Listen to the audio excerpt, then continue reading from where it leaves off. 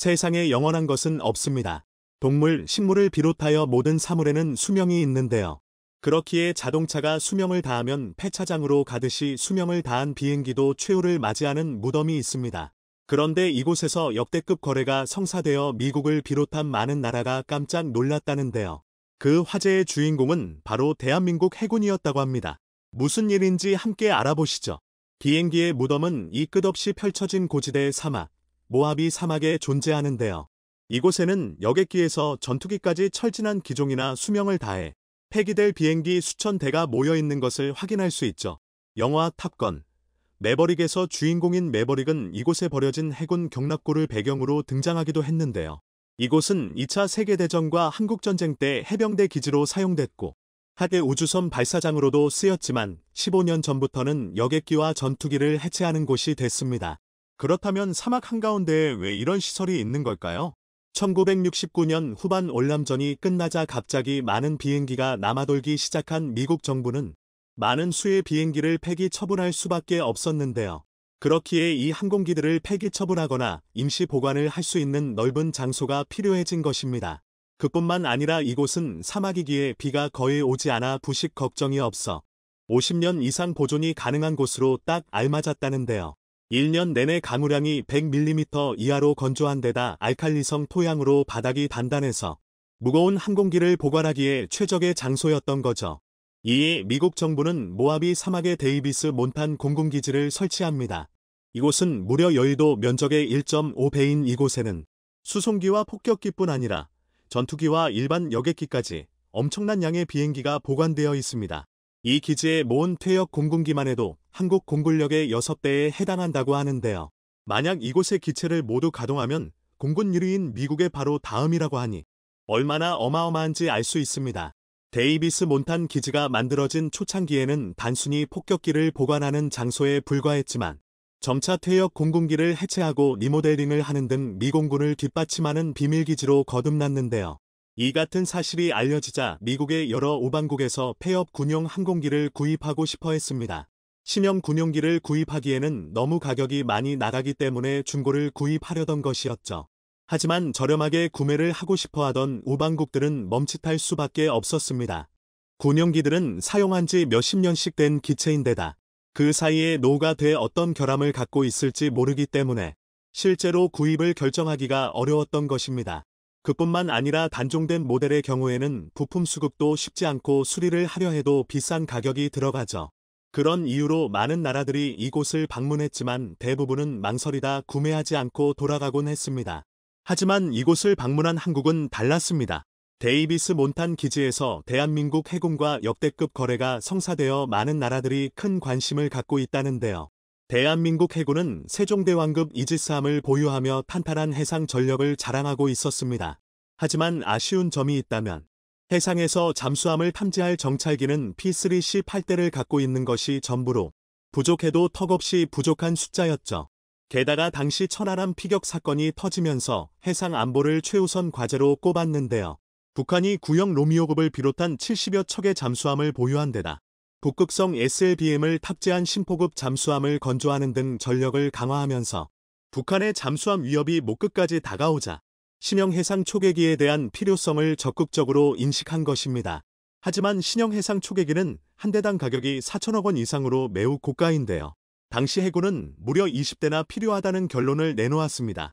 하지만 주어진 예산은 턱없이 모자랐던 상황. 고민 끝에 해군은 기가 막힌 아이디어를 떠올렸습니다. 바로 한국 해군이 사용하던 P3C보다 하위 모델인 P3B를 중고로 구입해서 업그레이드 하자는 것이었죠. 그리고 그들은 중고로 구매하기 위해 바로 이 미국의 데이비스 몬탄 기지를 선택했던 것입니다. 마침 이곳에는 P3B가 있었고 미 해군이 25년을 사용한 후 14년 이상을 보관하고 있던 상태였습니다. 미국도 이걸 수리해서 쓰기에는 엄두가 나지 않아 방치를 해둘 수밖에 없었던 상황이었는데요. 그런 기체를 한국이 무려 9대나 구매하겠다고 하니 미국은 100억도 안 되는 금액으로 판매해버렸습니다. 여기에는 미국의 꼼꼼이가 있었는데요. 분명히 기체를 개조하는데 추가 비용을 받을 수 있을 것으로 예상의 기체 자체는 싸게 넘겨버린 것입니다. 하지만 한국 해군은 기체를 꼼꼼하게 살피며 상태가 좋은 9대를 선택했고 개조를 부탁하지 않은 채 한국으로 돌아갔죠. 이에 미국은 크게 당황하는 모습을 보였는데요. 당연히 한국이 자신들에게 개조를 맡길 것이라 예상했기 때문이었습니다. 하지만 이런 당혹감도 잠시 미국은 한국의 이런 당당함에 코웃음을 쳤는데요. 항공 기술력이 최고라 자부하는 미국조차도 고물로 여겨 방치해둔 기체를 한국이 가져가서 알아서 고쳐서 쓰겠다는 것은 미국으로서는 믿기 힘들었기 때문입니다. 한국 해군은 돌아온 뒤 P-3B 9대를 한국우주항공 KAI에 맡겼습니다. 그리고 KAI는 미국의 방위산업체인 L3사와 함께 즉시 P-3B의 개조 작업을 진행했죠. 9대 중 1대는 부품 조달용으로 사용하고 나머지 8대를 수리하는 데 700억 원을 사용했는데요. 노후화된 주날개의 교체 동체 보강, 특히 탐지 장비를 대폭 강화하고 디지털 음향 탐지와 분석, 360도 전방위 다목적 레이더, 고배율 광학적외선 등 최신 디지털 장비도 탑재했죠. 거기에 동영상 전송 장비 선박자동 식별장치 등이 신규로 장착됐음은 물론 주요 무장으로는 공대함 유도탄과 기뢰, 어뢰, 자체 방호체계, 미사일 기만 장비, 체포 플레이어 발사기까지 장착했죠. 결국 8대를 완성하는데 신형 초계기 한 대값보다 적은 700조 원이 투자되었고, 이처럼 우리 기술로 업그레이드해낸 기체에는 P3 시크라는 이름이 붙었습니다. 코리아의 K를 이니셜의 끝에 붙인 것이죠. 그동안 잠수함 킬러로 불리며 강력한 대잠 능력과 함께 다양한 초계 작전을 펼칠 수 있는 대수상 레이더, 각종 카메라 등을 갖고 있던 기존의 P3C는 우리 해군의 핵심 전력으로 사용됐었는데요. 기존의 P3C가 육상과 떨어진 해상의 목표를 탐지했다면 P3C에는 항구에 정박 중인 함정이나 육상의 목표물까지 식별할 수 있는 다목적 레이더를 탑재하고 있습니다. 그래서 P3CK는 기존의 P3C에 비해 잠수함 탐지 능력이 5배 이상 향상됐다는 평가를 받기도 하죠. 여기에 국군이 보유하고 있는 에금 84리터 아픈 2분 미사일을 결합하면 북한의 장사정 해안포를 직접 공격할 수도 있다고 합니다. 하픈 이 미사일은 원래 수상함을 공격하는 대한미사일이지만 유도 능력을 향상시켜 육상의 목표물도 공격할 수 있기 때문이죠. 이처럼 모하비 사막에 묻혀있던 P-3B 기체는 한국의 개선 작업을 통해 향후 20년간 1만 5천 시간이라는 수명을 보장받으며 새로 만든 P-3C보다 낫다는 평가를 받았는데요. 한국이 개조한 P-3C의 놀라운 성과에 대해 미 공군을 포함해서 타국의 방위 사업체들까지 깜짝 놀라고 말았습니다. 한국 해군의 기지와 KAI의 남다른 기술력으로 해상 초계기 한 대 가격의 절반에 불과한 금액으로 8대를 만들어 냈을 뿐 아니라 그 성능 또한 탁월해 단순히 금액적으로만 봐도 엄청난 이득이기 때문입니다. 이런 성과는 사실 다른 나라에서도 전례를 찾을 수 없을 정도인데요. 그야말로 한국인들의 능력에 혀를 내두른 사건이었죠. 현재 우리 손으로 업그레이드한 P3CK와 함께 총 16대의 해상 초계기가 한반도 3면의 바다를 24시간 감시 중입니다. 지금 현재도 경남 사천의 KAEMS에서는 1만 3천 제곱미터 크기의 군수 정비동에서 P3CK 해군 해상 초계기와 경찰, 해병대, 소방에서 사용하는 수리온 헬기에 대한 정비가 활발하게 이어지고 있죠. 해상 초계기의 감시 면적은 30만 제곱미터, 우리나라 남한 면적의 3배가 넘는다고 합니다. 대한민국의 바다를 지키는 자랑스러운 해군이 더욱 든든하게만 느껴지는데요. 지금이야 중동이 석유를, 중국이 히토류를, 러시아가 천연가스를, 호주가 석탄을 가지고 자원을 무기화하고 있지만 인류 최초의 자원 전쟁은 아이러니컬하게도 세동에서 시작됐습니다. 남미의 페루와 칠레의 연안은 예부터 어족 자원의 보고였습니다. 밑바닥에 가라앉아 있던 플랑크톤의 사체가 해류를 타고 떠오르기 때문에 이것을 주식으로 하는 물고기들의 먹이사슬이 탄탄했죠. 그리고 이 생선들을 노리는 가마우지와 펠리컨이 3억 마리가 넘게 몰려들고 그 수를 헤아릴 수 없는 수천 종의 조류가 먹이를 구하러 이곳으로 날아옵니다. 그런데 새들이 모이는 곳에는 응당 새똥이 존재하는 법. 새가 똥을 싸고 그 똥 위에 또 똥을 싸면 이는 산처럼 쌓이게 됩니다. 그런데 수억 마리의 새가 수만 년간 배출한 이 새똥 구아노는 인간이 질소를 화학적으로 분리해내는 방법을 찾기 전까지 전 세계에서 유일한 고농축 질소 비료였습니다. 질소는 모든 식물이 성장함에 있어서 가장 중요한 단백질이고 수확량을 결정짓는 필수 성분이기 때문에 농사를 잘 지으려면 이 질소를 잘 활용해야 하죠. 그런데 18세기 말부터 구아노가 현재의 석유를 능가하는 귀중한 자원으로 떠올랐습니다. 왜냐하면 유럽에서 산업혁명 이후로 급격한 인구 증가가 뒤달았는데 이는 필연적으로 식량 생산을 늘려야 함을 의미합니다. 그래서 유럽인들은 잉카인들이 사용하던 구아노에 주목하기 시작했고 1840년대부터 수많은 증기선이 구아노를 유럽으로 실어 날랐는데요. 구아노를 최초로 국유화한 것이 페루였는데 페루는 이 새똥을 팔아 막대한 부를 축적하기 시작해 경제 호황을 마음껏 누렸습니다. 연평균 9%씩 경제 성장을 이루던 페루는 본격적으로 욕심을 부리기 시작합니다. 아직 캐내지도 않은 구아노를 담보로 유럽 자본을 빌려 대규모 설탕 농장에 투자했는데 과잉 생산은 가격 폭락을 불러오기 마련인지라 페루는 가격을 방어하지 못해 결국 파산 직전까지 이르게 됩니다. 그러나 유럽의 농업은 이미 페루의 구아노에 너무 의존하던 상황이었기 때문에 대체제도 없었고 높은 가격을 지불할 의사도 없었습니다. 결국 전쟁이 발발하고 말죠. 칠레와의 국경 지대에 있는 구아노를 두고 페루와 칠레는 소유권 분쟁을 시작했고 칠레의 뒤를 봐주던 영국과 프랑스는 결국 페루를 침공하게 되었으며 4년 만에 막을 내렸습니다. 이것이 바로 1879년에 발발한 구아노 전쟁 또는 새똥 전쟁입니다. 역사는 반복된다고 하죠. 새똥이 불러온 전쟁이 끝난 지 150년 가까이 지났건만 현재도 전 세계는 자신만의 구아노를 활용해 자원 전쟁에 나서고 있는데요. 그런데 자원에 있어서만큼은 최빈국이라 불리는 대한민국에도 구아노는 있습니다. 깊은 바다나 깊은 산, 깊은 땅 속에 있는 것이 아니라 도시 한복판에 말이죠. 아마 여러분도 도시광산이라는 단어는 들어보신 적이 있으실 텐데요. 이는 해외광산으로부터 희귀 금속을 얻는 것이 어려워지면서 자원 빈국의 새로운 생존 수단으로 떠올랐지만 뿐만 아니라 고갈되는 자원을 보호하는 차원에서, 자연을 보호하는 차원에서 또는 버려지는 자원을 재활용해 더 유용한 자원으로 활용한다는 차원에서 주목받는 기술인데요. 쉽게 말하면 버려지는 폐가전 제품 등에서 희귀 금속을 얻는 겁니다. 즉 과거에는 금을 캐기 위해 곡괭이와 삽을 들고 광산으로 달려갔다면 이제는 폐가전 제품 하치장으로 달려가는 것이죠.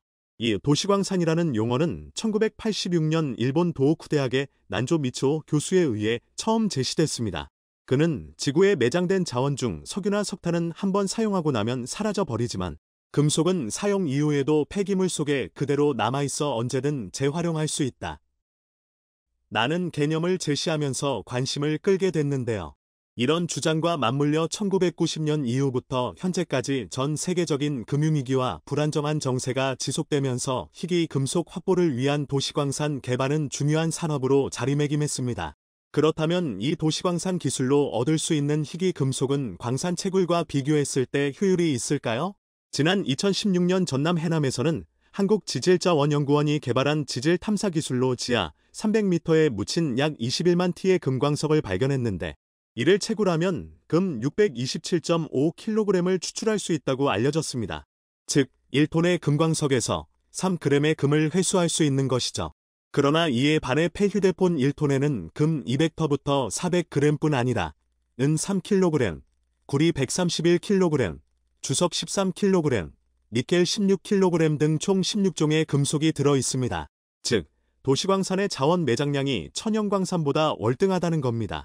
특히 폐가전 제품은 희소 금속을 많이 함유하고 있는데 자동차는 크롬, 망간, 니켈 등 희소 금속이 4.5kg 들어있고 냉장고, 에어컨에 들어가는 모터에는 335g, TV, PC의 LCD 패널에는 약 344g의 희소 금속이 들어있습니다. 수명이 다한 가전제품, 휴대전화, 컴퓨터는 폐기물 취급을 받지만 매장량과 경제적 가치 측면에서는 광산의 원석만큼이나 가치가 있는 셈입니다. 현재 전 세계에서 매년 버려지는 전자 폐기물이 약 5천만 톤을 웃돕니다. 그 중에서 재활용되는 비율은 불과 17% 수준으로 대부분의 전자기기는 버려지거나 소각돼 환경오염을 유발하는데요. 더구나 전자기기의 사용률은 매년 높아져 2030년쯤에는 전자 폐기물이 7,400만 톤에 이를 것으로 예상되는 만큼 도시 광산 기술에 대한 관심이 고조되고 있습니다. 그렇다면 한국의 도시광산 기술은 어느 수준까지 도달했을까요? 얼마 전 한국과학기술연구원의 물자원순환연구단은 폐기물에 포함된 금을 99.9% 효율로 회수하는 소재를 개발했습니다. 자동차나 석유화학 등 여러 산업에서 발생하는 폐기물 속 귀금속을 재활용할 수 있게 된 것인데 연구팀은 다침으로 이뤄진 내부 구조를 고분자 껍질이 감싸고 있는 캡슐형 소재를 개발했습니다. 이 소재는 금 이온을 캡슐 내부에 가둬 회수하는데 다층으로 이뤄진 내부 구조에는 금 이온에만 반응하는 장치를 두었는데요.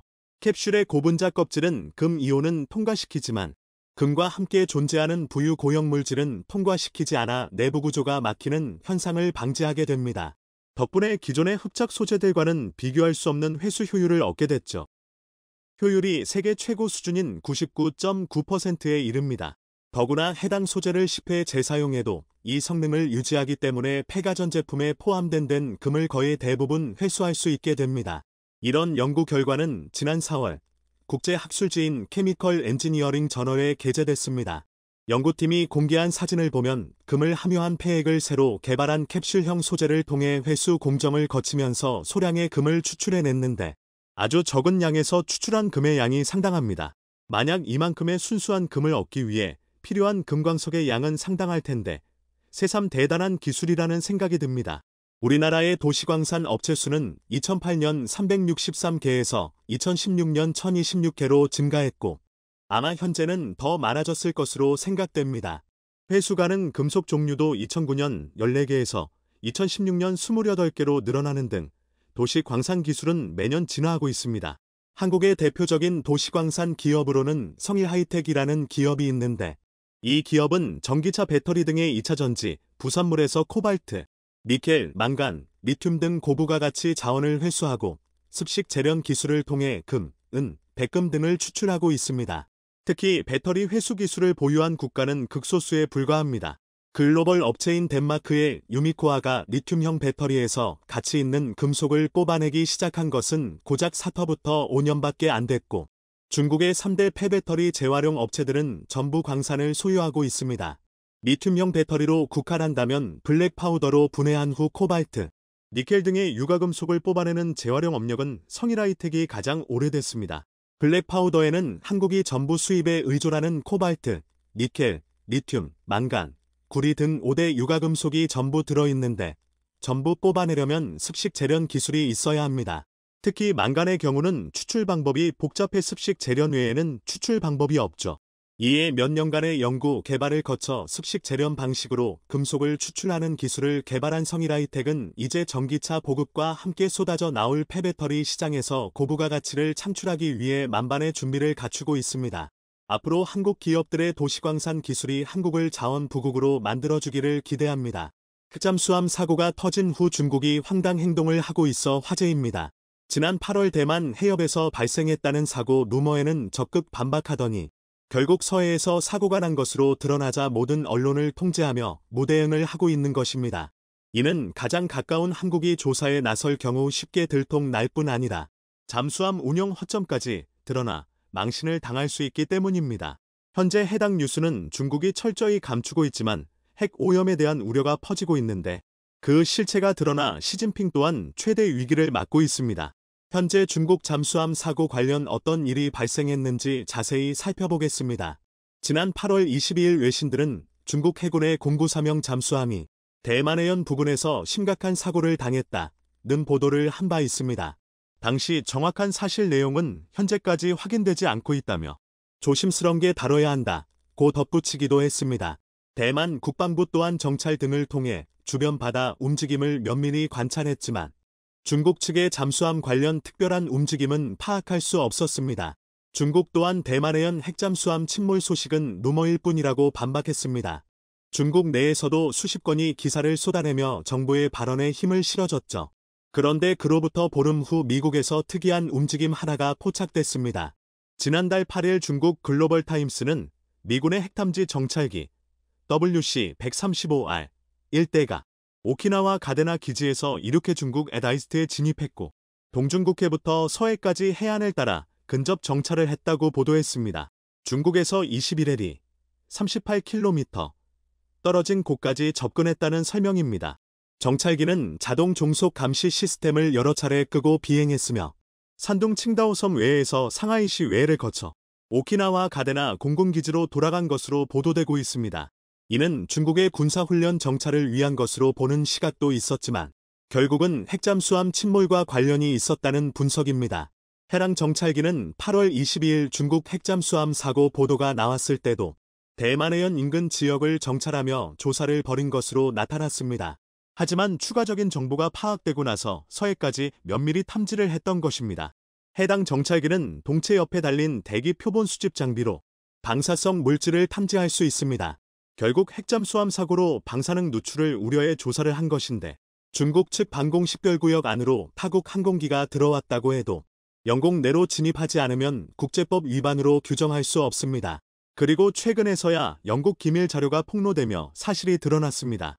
3일 데일리메일 등 외신은 영국 기밀 보고서를 인용해 중국 핵잠수함 093417호가 서방 잠수함을 잡으려던 자신들 덫에 걸리며 산소 시스템이 고장나 승조원 55명이 사망한 것으로 보도되고 있습니다. 산둥 지역 근처에서 자신들이 설치한 해저 방어 시설인 체인과 앵커 장애물에 부딪힌 것 같다는 내용입니다. 이 때문에 잠수함이 망가져 수면으로 올리는데 6시간이 걸렸고 산소 시스템이 고장나면서 승조원들은 저산소증으로 숨졌다는 설명입니다. 그런데 이 사고는 대만 해협이 아닌 서해에서 발생한 것으로 기재돼 있습니다. 익명을 요구한 영국 잠수함 대원은 중국 잠수함이 덫에 갇혔고 배터리가 방전되면서 결국 공기 처리 장치가 고장 났을 것이라며 이는 질식이나 중독으로 이어진 것 같다는 언급을 했습니다. 특히 영국 해군은 이런 상황에서 이산화탄소를 흡수하고 산소를 생성하는 키트를 보유하고 있지만 중국에는 이런 종류의 기술이 없을 가능성이 높다고 덧붙였습니다. 0934형 잠수함은 길이가 110m이며 배수량이 7,000톤이 넘습니다.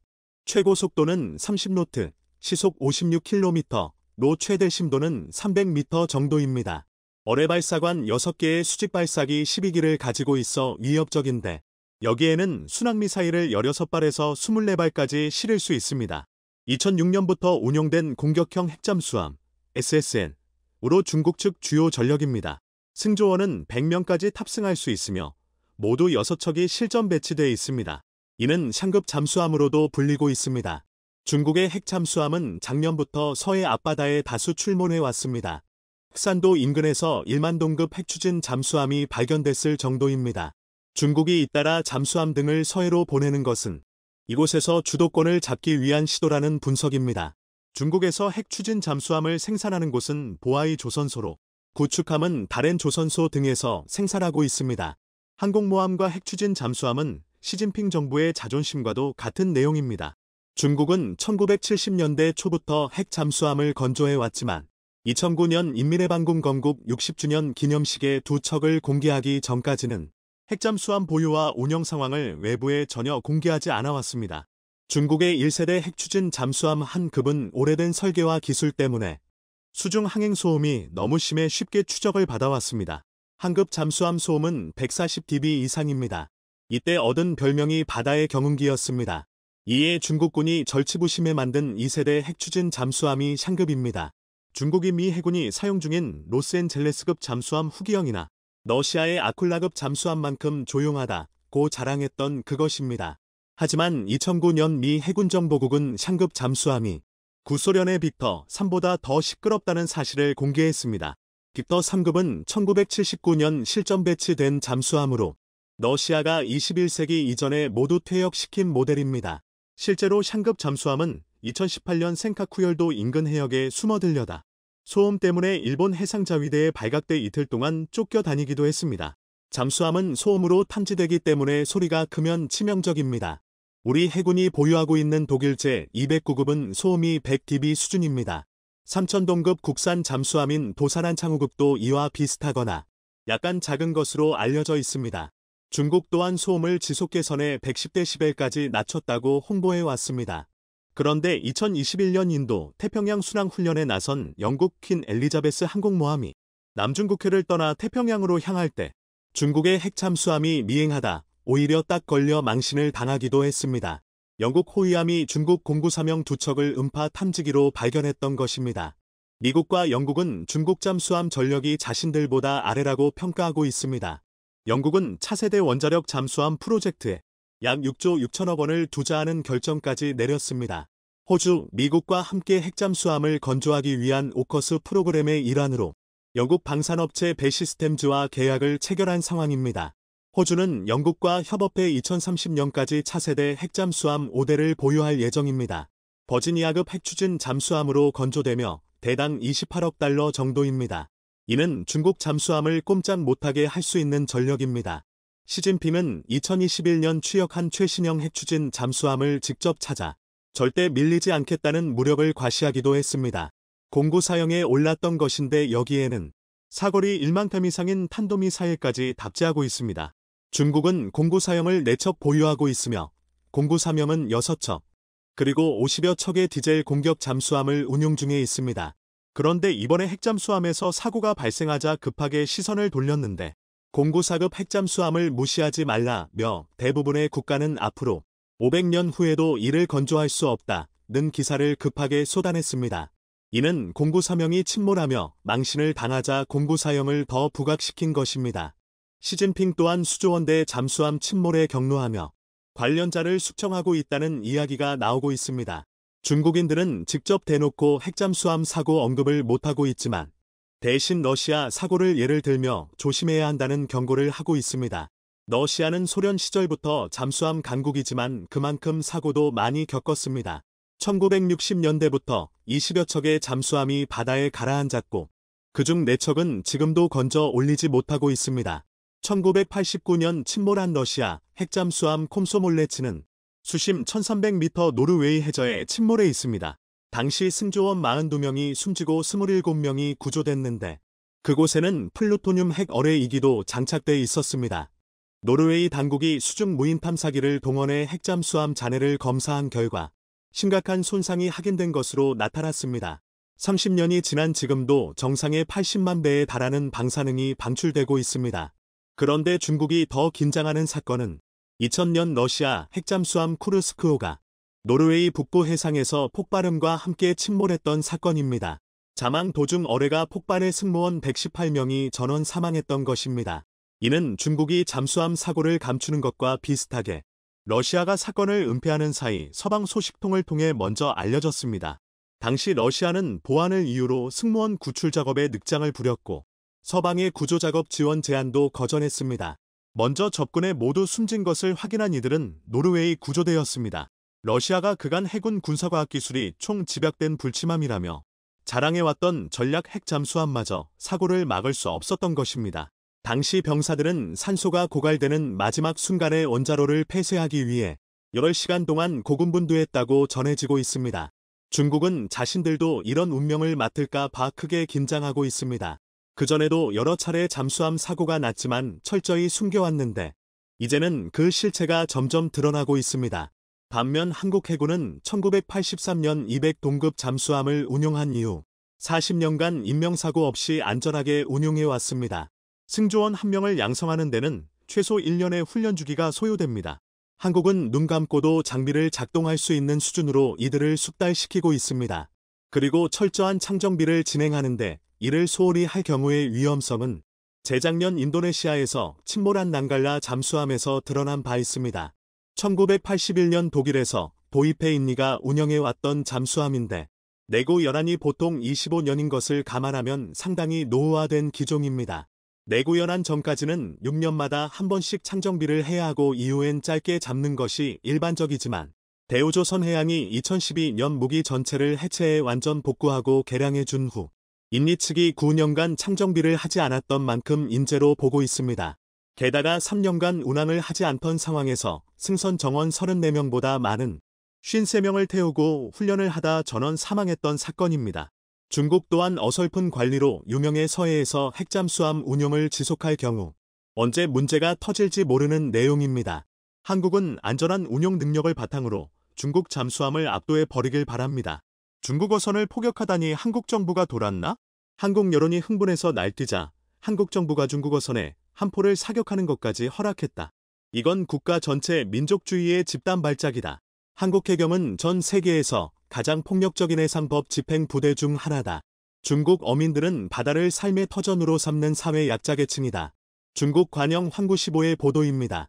황구시보에 따르면 불쌍한 중국인 어부들을 상대로 한국 해경이 함포를 사격하며 무자비하게 공격했다는 것이라며 한국 정부가 중국어선에 함포를 쏘는 걸 허락하는 건 한유중 해상 어업 분쟁을 양국 간정치적 충돌로 비화시키는 것이다 라며 실제로 그런 상황이 발생한다면 한국이 얼마나 커다란 대가를 치를지를 한국 정부 관료들은 생각해봤는가 라며 중국이 한국에 복수하겠다는 뜻까지 내비쳤습니다. 자, 그런데 중국 정부가 한국에 말하고 있는 불쌍한 중국인 어부들이라는 작자들은 보시는 것처럼 한국 해협을 불법 침입한 중국어선들의 수차례 경고하며 제지하려 한 한국 해경의 고속단정을 의도적으로 침몰시키려 수차례 충돌시켰습니다. 무려 3척의 중국어선이 한국 해경정을 둘러싸고 고의로 충돌해 침몰시켰고 지금 보시는 매우 위험한 삼지창으로 한국 해경을 위협하기까지 했습니다. 중국 정부가 말한 불쌍한 중국 어부라는 이미지와는 180도 다른 모습입니다. 더 충격적인 점은 중국어선들이 서해뿐만 아니라 남해와 심지어 동해에서까지 불법 조업으로 바다 생물을 가리지 않고 싹쓸이해가는 바람에 한국의 해양 생태계가 심각히 훼손되고 있다는 것입니다. 미국 월스트리트 저널도 중국어선들의 만행과 중국의 황당한 대응에 대해 집중 보도했는데요. 월스트리트 저널은 중국어선들이 불법으로 한국의 해양 영토에 침범해 수산물을 싹쓸이하자 한국 정부가 이에 대해 항의했지만 중국 정부는 오히려 단속을 심하게 하지 말라며 적반하장의 반응을 보였다. 라며 황당해했습니다. 중국 때문에 막대한 경제적 피해를 입고 있는 이들은 한국 어부들뿐만이 아닙니다.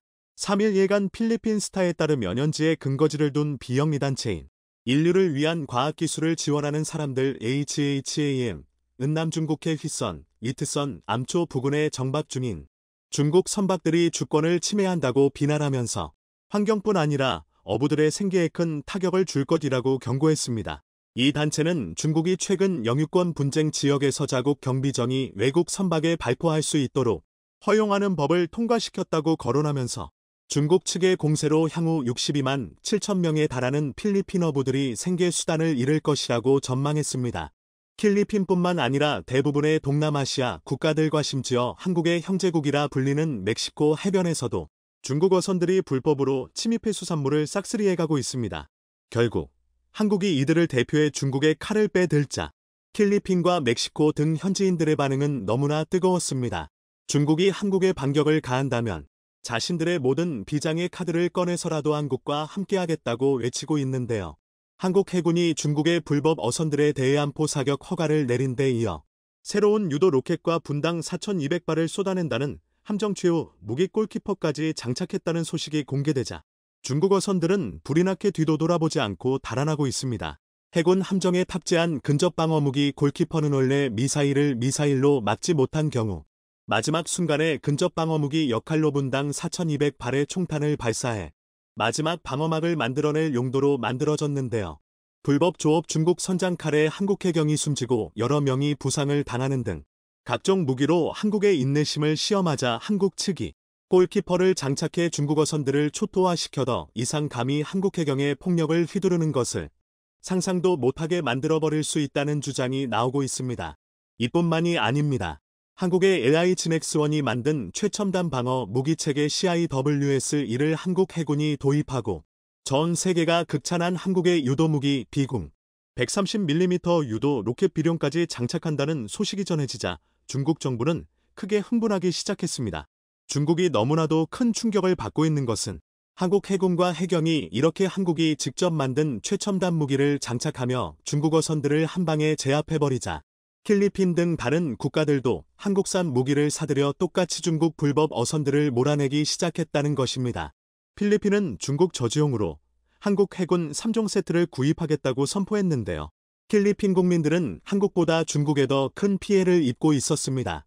중국 어선들이 불법 조업을 하는 것은 물론이고 미드뱅크, 필리핀명으로는 넥토뱅크로 불리는 해상 뺑소니 사건이 트리거가 됐습니다. 중국 대형 선박이 야간에 필리핀 영해에 불법으로 침입해 필리핀 소형 어선을 전속력으로 들이받아 침몰시킨 뒤 도주한 사건입니다. 필리핀 선원 22명은 칠흑 같은 어둠이 깔린 바다에서 죽기 직전 인근을 지나던 베트남 어선에 의해 극적으로 구조됐는데요. 공군은 기존 한국산 FA-50 경전투기 12대와 함께 작전할 12대의 F-16급 전투기 도입 사업을 발표했습니다. 가장 주목할 만한 부분은 해군력 증강인데 2028년을 목표로 무에서 유를 창조하는 수준의 대규모 해군력 건설 계획을 내놓았습니다. 현재 필리핀 해군력은 그야말로 참담한 수준입니다. 필리핀 해군에는 1,000톤 넘는 수상 전투함이 7척뿐입니다. 최근 우리나라 현대중공업으로부터 2척의 2,800톤급 호위함, 호세 리잘급 호제이 리살 클래스를 도입하기는 했지만 예산 탓에 옵션이 없는 깡통으로 구매에 이들을 위함에는 대한미사일조차 달려 있지 않습니다. 필리핀 해군이 현재 보유하고 있는 가장 강력한 군함은 2016년 한국에서 퇴역한 충주함을 받아 이름을 바꾼 콘라도 약 BIP 칼라도 예프입니다. 이 초계함은 필리핀 해군의 전투함 가운데 유일하게 함대함 미사일을 장착하고 있습니다. 나머지 4척 중 3척은 미 해양경비대가 30년가량 사용하고 넘겨준 노후 경비함이고 다른 한 척은 미군이 제2차 세계대전 당시 소해함으로 쓰다 넘겨준 배의 기관포를 달아 초계함으로 사용하고 있는 배입니다. 필리핀은 국가적 차원의 대규모 해군력 증강 프로젝트를 수립했습니다. 이른바 포스 믹스 구상입니다. 포스 믹스 구상은 부족한 예산 상황을 감안해 소수의 고성능 전투함과 다수의 소형 고속전투함을 혼합함으로써 최대 효과를 거두겠다는 일종의 하이로믹스 개념입니다. 필리핀은 이 해군력 건설 계획에 1,000억 페소, 우리 돈으로 약 2조 4,500억 원 예산을 투입할 예정입니다. 필리핀 언론은 정부가 이 같은 대규모 건함 사업을 추진하는 이유가 중국 때문이라고 밝혔습니다. 현지 원뉴스와 인터뷰한 필리핀 해군 고위 장성은 이번 사업은 주변국을 따라잡을 수 있는 신뢰할 만한 군대를 만들기 위한 것이라며 이 지역의 다른 어떤 나라로부터 어느 정도 존중받을 수 있는 정도 남중국해에서 우리 자신의 이익을 지키기 위한 노력의 일환이라고 해군력 건설 목표를 설명했습니다. 우회적으로 표현했지만 이 지역에서 필리핀의 해양 이권을 침해하는 나라가 중국뿐이라는 사실을 생각해보면 중국을 겨냥한 군비 증강 사업이라는 얘기입니다. 필리핀은 이 사업을 통해 총 6척의 방공호위함과 12척의 대잠초계함, 12척의 원양초계함, OPV, 3척의 잠수함, 4척의 전략수송선을 핵심 전력으로 하고 40척의 초계정과 42척의 고속공격정, 패스트 어택 크래프트를 보조 전력으로 획득할 계획입니다. 원양초계함과 전략수송선을 제외한 나머지 핵심 사업인 방공호위함과 초계함은 사실상 메이드 인 커리어의 독주가 예상됩니다. 필리핀은 이미 방공호위함으로 현대중공업의 2,800톤급 호위함인 호세 리잘급 2척을 구입한 바 있는데 필리핀 해군은 추가 4척 역시 호세 리잘급을 원하는 것으로 알려졌습니다. 호세 리잘급을 척당 1,800억 원에 구입한 필리핀은 수백억 원 규모의 추가 개량을 추진하고 있는데 추가 4척을 모두 호세 리잘급으로 채운다면 국내 조선소는 약 1조 원 규모의 특수를 누릴 수 있을 것으로 보입니다. 여기에 1분에 4,200발을 발사하는 한국의 최신 무기를 필리핀 해군이 장착하게 되면 이제 중국어선이 필리핀 해협에서 땡손이를 내고 도주하는 순간 두 동강이 나겠죠.